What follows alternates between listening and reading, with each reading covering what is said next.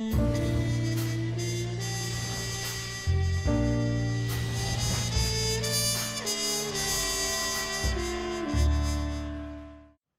Muller here, welcoming you to Bar 355 in Oakland, California, and a new year of Noir Alley. It's 8th here on TCM. I've got a particularly unusual movie for you today. It's Suspense, a 1946 offering from Monogram Pictures.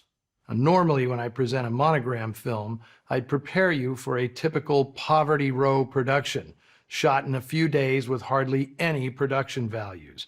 This one is different.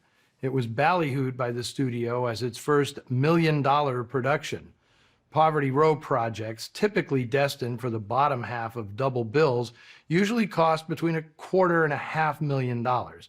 I do mean $250,000, not $0.25. Although some Poverty Row movies do look like they were made for pocket change. Suspense, however, was a step up to the big leagues for its producers, the King brothers.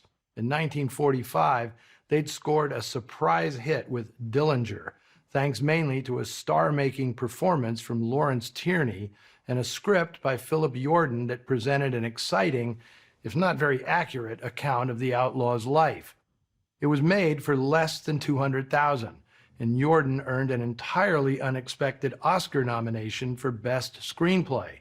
So Frank King, brainiest of the brothers, asked Yordan to come up with an original script worthy of their newfound status as industry players. Attuned to the dark tide rising in Hollywood, the Kings decided their $1 million gambit would be a Double Indemnity-style murder drama, but with a frosty twist. Monogram had recently signed skating star Belita to a 7-year contract.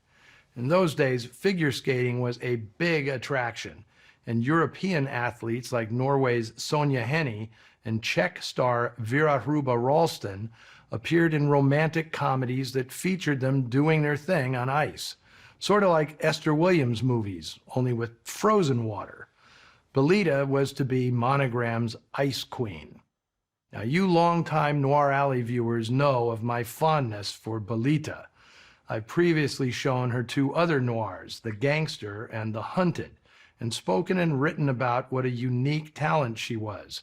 Now, if you missed those, here's the nutshell version. Belita was born in England as Marie Gladys Olive Lynn Jepson Turner, and she was a ballet prodigy before she was 10 years old. She skated for England in the 1936 Olympic Games in Berlin, and still in her teens, had a stage show designed for her by an extraordinary creative team. Jean Cocteau, Cecil Beaton, and Salvador Dali. But she broke her back in a fall and came to Los Angeles seeking a cure. That ended up being a veterinarian who hung her upside down from a meat hook for several days. It did the trick. When Monogram offered her that long-term contract, she decided to stay in America. Her first two films were traditional ice skating movies, Silver Skates in 1943 and Lady Let's Dance in 1944. But then Frank King hit on the idea of transforming Belita from a fairy princess into a femme fatale. She jumped at the chance to skate on the dark side, believing it would finally dispel comparisons with the eternally sunny Sonja Henie. Frank Tuttle, an industry veteran who directed the 1942 crime thriller This Gun for Hire, was chosen to direct. Like This Gun for Hire, Suspense is a weird hybrid of thriller and review.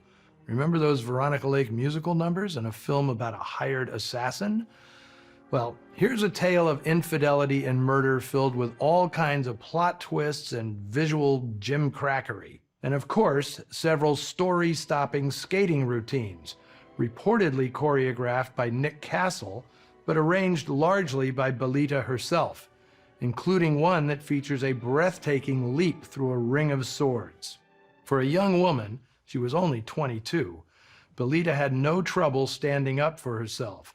She was devastated when the penny-pinching Kings decided to cut her biggest number, a wonderfully weird solo in the spotlights called Introspection. Belita refused to finish making the film unless the number was restored.